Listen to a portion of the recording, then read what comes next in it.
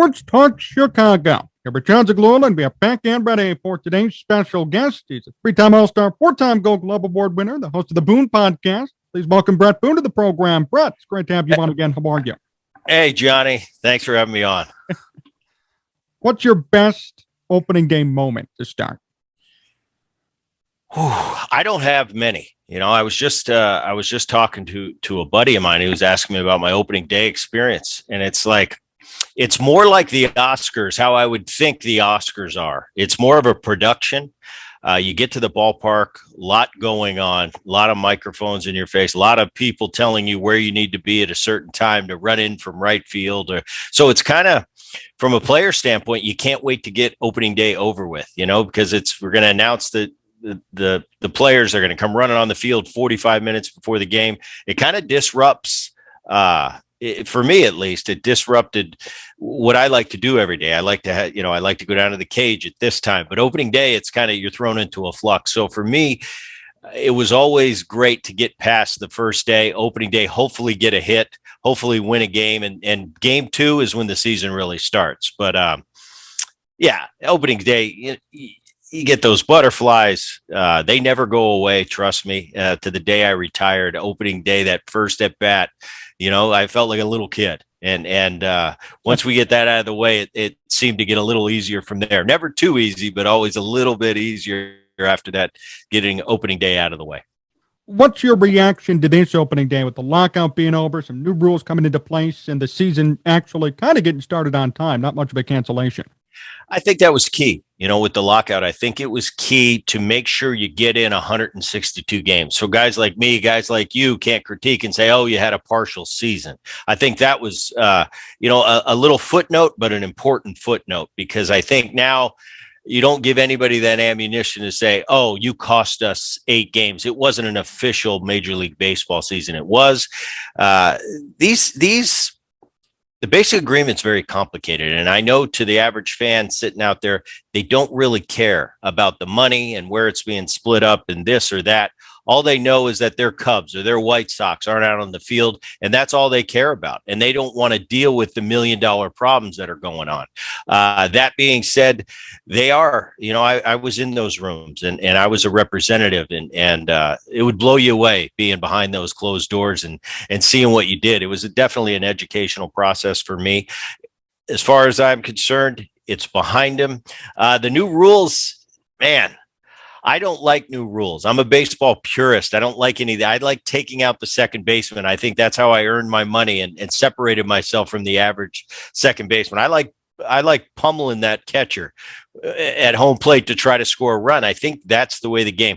The bigger bases, I don't know why that came into play. I think it's pretty funny. We need to have bigger base. For me, I think about it from an offensive player standpoint is, I'm an inch or two closer to first base. So that's the difference between being safe and being out. I'm this far closer to second base, on a double. So I look at it that way, advantage hitter. The 12 playoffs, I don't know. I think it's 2022. I think the other sports are doing it. I don't think it's necessarily a bad thing. I just think baseball, though, it's 162 games, and to almost reward half the field to go to the playoffs, little bit of cheapening of what the playoffs mean to the older generations. That being said, it's 2022. I guess we got to move forward a little bit. And then the DH, as much as a purist I am, I kind of like the DH. I think it should be uniform, because now with all the interleague play, with the postseason, I think it's a disadvantage for those National League teams. When an American League team goes to a National League ballpark, can't use the DH. Well, a lot of times, a lot of their budget is put into their designated hitter. They build their team around that offense, and all of a sudden you take that away from them. Same being said for the National League team going to American League team.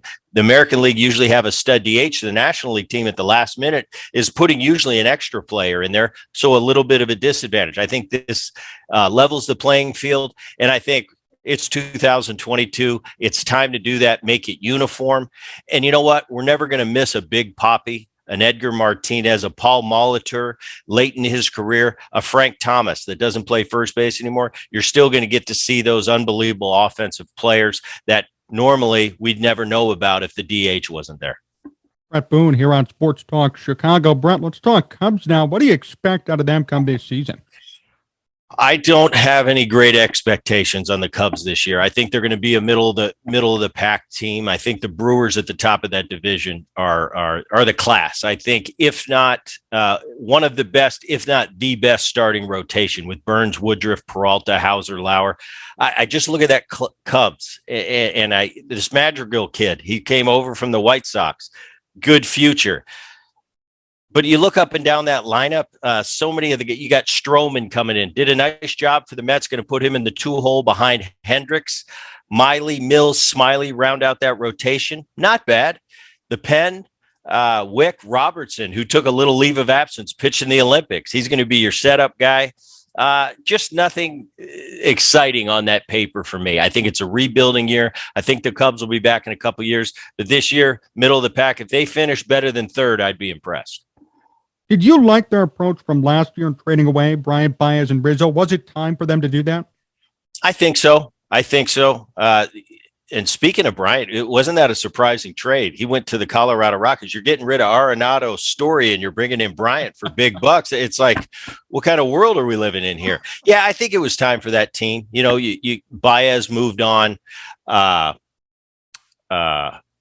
You mentioned Bryant. Rizzo, he's now with the New York Yankees. Yeah, I think it's time. You know, that core kind of ran its course, brought a World Series champion to the city of Chicago. They'll always have that. But yeah, I definitely think it's time to move on. I just think the Cubs, a lot of times, that they're a big market team that acts like a small market team. And that kind of befuddles me. I think in Chicago, yeah, there's time for a rebuilding, but to bring it down to scraps and rebuild from the ground floor, I think is a little beneath the Cubs and what they're budgetarily capable of. So that's always a surprise to me. But yeah, I think it was time for the old guard to go out, new guard come in. We'll see how it goes. Why do you think they're not spending much money? I have no idea. It's corporate America. You know, back in the day, it seemed like it was a mom and pop operation. Now these are corporations. These are run as businesses. Now, to be a great businessman, you buy a franchise, you do whatever you want. You know, you run it like a business. At the end of the day, what's our bottom line? What's going out? What's coming in? I understand that, but fans don't understand that. Fans don't care. They want to come to Wrigley Field and they want to see a winner year in and year out. I think kind of Chicago, Wrigley Field, the mystique, the nostalgia, the history. I think you kind of have to operate it like a Boston Red Sox, like a New York Yankee, where year in and year out, no, you put the product on the field because you know the fans will show up. I don't know. I'm not running that company. What about the White Sox? What do you think about them coming up? I think the White Sox, when I look at that division over there in the Central, out of all the divisions, both leagues, that stands out to me as the obvious choice for the top spot. The White Sox, an absolute great, a great lineup with Abreu, Anderson kind of head that young kid. I like and keep your eye on him. He was hurt last year. He came back, ended up hitting .330 as that Robert kid in center field. I think he has potential to be a superstar. That rotation top to bottom. I know you lost Rodon. I'm a fan of Rodon. I didn't like to see him go. You lost Kimbrel. I don't think that's a big deal for White Sox fans, but that rotation, Giolito, Cease, Lance Lynn, who had a Cy Young type year last year, Keuchel and Kopech, rounds out that rotation. It's as good as anybody, by far the best in that division. Giolito, he came on strong last year at the end, but a lot of people had him picked as the Cy Young. He didn't live up to that last year. Keuchel had an off year. He had an ERA north of 5. I think he needs to rebound if they really want to win a World Series. You need that guy in the middle of the rotation. Lance Lynn, can he repeat what he did last year? For me, no. But still, electric bullpen headed with Hendricks in the closer position. I don't see anybody coming close to them. You know, the Guardians, and by the way, John, I've got Guardians written on all 4 of my walls just so I don't say Indians, because, you know, we wouldn't want to offend anybody. That offense is really meek, if that's a good word for that. But Bieber, Savall, Plesac, and Quantrill, I'd love to see them have a healthy year and see how the Guardians could do. I still don't think it's enough to overtake the White Sox. Twins rebuilding, Royals and Tigers. They're going to finish in that order. So yeah, White Sox definitely the class, and definitely going to be somebody that has a chance to move on, keeping everybody healthy, at least on paper. We talked last year when the White Sox lost in the ALDS, and you were telling me that it was good that they lost in the sense that this was a learning opportunity for them. They were a young core. They needed some experience under them. Do you think they build off of that come this season? Without a doubt, because I think they're going to find themselves in a similar position this year in that postseason situation. And they can look at each other 1 year forward, say, remember, we were here last year, guys. Let's do this time, not that, and try to get a different result. I've seen that. When you talk about a year of experience and how much that can help, it can help a ton. And another example I'll use is the Toronto Blue Jays this year coming up. Look out for the Toronto Blue Jays. Last year, they were young, hungry, ton of talent on that team, fell a little short in that postseason. I think this year is going to be a different tune for the Toronto Blue Jays. How confident are you in Tony La Russa still managing this team? I think Tony, I said it from the very beginning. We had him on the podcast, the winter before the opening. I think he's great for the game of baseball. I know he took a lot of flack in the city of Chicago, but I'll tell you, Tony is definitely an old school guy. You can't knock that out of him. I don't know what he is. He's getting up there in age now, but he's been through this game for so long. He has so many experiences. He's a Hall of Famer. And to think he was just going to roll into Chicago and be that 1988 Tony La Russa, of course he wasn't going to do that. He's older. He has his values. He has what he believes works. He's been in this game so long. He's won world championships, but he also is a smart man, and he realizes it's 2022. These kids are different. I'm not going to walk in and treat them like it's 1988. And I think he went in there, developed a rapport with these guys, probably at first was laughing at himself, like he never thought he'd be managing this crew and managing this way. But he's still Tony La Russa. He knows the game inside and out. I think he was open to the analytical aspect that's in today's game. I think he embraces that, but he's still Tony. And in the dugout at crunch time, I still think you can talk analytics till you're blue in the face. The bottom line is the great managers in crunch time, when it's all on the line, there's something in that gut that tells you what to do. The great ones have it, and the not so great ones don't have it. They rely too heavily on the analytics. Sometimes you got to go with your gut. That'll always be the great managers. How badly do you think he wants to win here? I don't think maybe, because I think Tony, throughout his entire career, those great Oakland teams, he was always revered. He was always praised. I think Tony wasn't used to ever being critiqued like the way he was in Chicago last year. So I think that's a little added motivation for him to think, wow, I've been this great guy. I'm in the Hall of Fame. Everywhere I go, in my Oakland days, I was praised and nothing but positive things. All of a sudden, I got a little adversity here. Guys want me out of there. The new school guys want the old school guys out, and I'm one of those old guards. I think it would be a little extra special for him to say, see, I did it the old way and I did it the new way, and it both works because I'm a great manager, and I'm, more importantly, especially in the game of baseball. I talked to my brother who's managing the Yankees. Everybody knows that in the game of baseball, the players win games and the managers lose games. So when it's all said and done, it's going to be what that team does on the field. The great managers I played throughout my career always had the same thing in common. They got the best out of their players, and they knew the personalities. They knew how to push the buttons of each individual, reading people. I still think that's what the great managers are. You got to kick some guys in the butt, and you got to give the other guy a hug to get the same result. And the great ones know how to do that. What do you think about your brother's chances this year with the Yankees? I'll tell you, I didn't know if I like that team, but going through my 2022 analysis, when I look at it on paper, their whole thing is health. You got to be able to keep those guys healthy. In the last 3 or 4 years, they've proven that they haven't been able to do that. But you keep an Aaron Judge healthy, DJ LeMahieu's healthy. He wasn't healthy all last year, and he had a dip in his average. We're used to DJ being in the running for the batting title. Last year wasn't one of those years. He hit 268. Judge, superstar of the game. Keeping that 6'8" body healthy is a tall order. But if you can do it, wow, I'd love to see what he could do in a full 162. Stanton came on last year, still hit 35 home runs.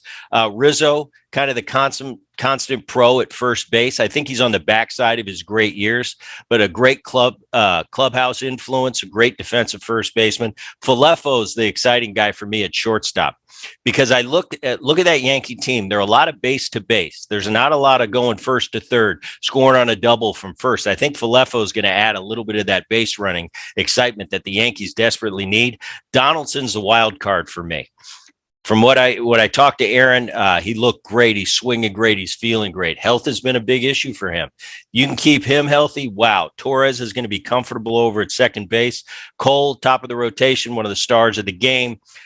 Another key for the Yankees, Severino. If he's the Severino of 2018, you could have a number one in the number two hole, and that would be a great 1-2 punch. That bullpen is lights out. Those guys are dangerous. Chapman, Green, Loaizaga, Holmes, Peralta, that's as good as it gets over there. Once again, you got to keep these guys healthy, and the Yankees, unlike most organizations, if they're in a position at the trading deadline to go for it, they have the means to go out and get that Max Scherzer type finisher at the end. So as long as you keep these guys healthy, I like the Yankees in 2022. Do you think it's possible for them and the White Sox to meet, maybe in the ALCS? Without a doubt. And if the Yankees are at that point, man, if you on paper right now, everybody healthy, White Sox, Yankees, that's a good matchup. I'd give the slight edge to the Yankees. That's full health, though. Bret Boone, still here on Sports Talk Chicago. Bret, a few more questions before we finish up. First off, the Boone Podcast, how's it been going? It's been going good. It's twice a week, man. It's a lot of pressure keeping up those names twice a week, but we've had a good time. We've had a great time with it. We got some guys coming up. We got Lee Smith coming up, Bill Walton coming up. Recently, we had Jerry Hairston Jr. is coming up tomorrow, and we broke down the whole 2022 season. You know, he does the pre and post game for the Dodgers. Of course, he was a Dodgers homer. He had the Dodgers winning everything. I had to put him in his place a little bit, but that'll be fun. AJ Pierzynski, a Chicago guy, he'll be coming out next Tuesday. He was a lot of fun. We had some. We used to call them Nike trips, where Nike would take a group of us every year. Away somewhere to Mexico, to Hawaii. And I got to know AJ back in the day when everybody hated him. And I said, why does everybody hate you, AJ? And he started laughing. And when I went on those trips, I realized, he's actually a pretty good guy. And I defend him to the guys of the dugout. No, we don't like Pierzynski. I said, I'm telling you, you'll like him. So if you don't want to like him, don't go meet him. But he has a lot of great insight, and we had a fun conversation. It was good catching up. I haven't talked to him in a few years. So we'll just keep this thing rolling, Johnny. We'll just keep it rolling, but a lot of fun so far. What about those Nike trips? I didn't know you guys did stuff like that. What's that about?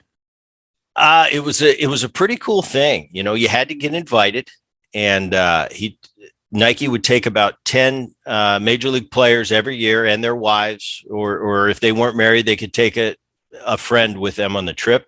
And it was pretty much, you fly to a destination. We stayed at a resort, had a bunch of activities on a daily basis, bunch of contests, and we'd have treasure hunts and just 5 days of, I have to admit there was some beer drinking going on during those trips, but just something that Nike would reward kind of 10 of their top guys every year. I was fortunate enough to get invited 2 or 3 years, and a ton of fun. I miss those times, but they're still going on. AJ said when I retired and a couple of my buddies retired, they said they weren't as lit, a 2022 word, as they once were, but they're still going on, and they're a lot of fun. Nike does a great job. What made them lit with you? Like, what'd you do to make them good? Johnny, when I was a kid, we were maniacs. We would go on a trip, and we were there. I'm getting a little older. I got to raise kids. I got to set a good example. I'm not that crazy party guy that I used to, but I definitely had my fun back in the day. Bret, before we finish up today, last question. How did you film the Batflip commercial for the Mariners? That was something in spring training. They rented a house, and I remember we had to go on location, and they just, the one thing the Mariners do, they do a great job at doing those commercials. If you look through them, some of my favorite are the Edgar Martinez, just because of Edgar's personality. I mean, you can't help but love him. He's a big teddy bear. But we went out to a location, and they rented a house for the day, and they had a backyard. So you saw me raking leaves, and we'd go up into whatever house we rented bathroom, and that's where we filmed the toothbrushing. Kitchen was right there. And we knocked it out in a couple hours. I knew every year I went to camp, I knew that they were going to have something a little off for my commercial. And I always look forward to it. That's the first thing I'd say when I got spring training. All right, what's my commercial this year? They'd never tell me until right before we shot. That was a lot of fun. That was something that the middle of my career, I kind of started flipping my bat a little bit, and my teammates kind of egged me on and said, "Oh, you got to keep that bat flip." So it was more of a shtick than something I did, but it kind of caught on. People started to talk about it, and it was kind of my thing, and I did it for years, and they made a great commercial out of it. And to this day, I can't tell you how many people say, and that bat flip commercial in Seattle is still one of my favorites. Yeah, it was a lot of fun. Was that the favorite one you filmed or no?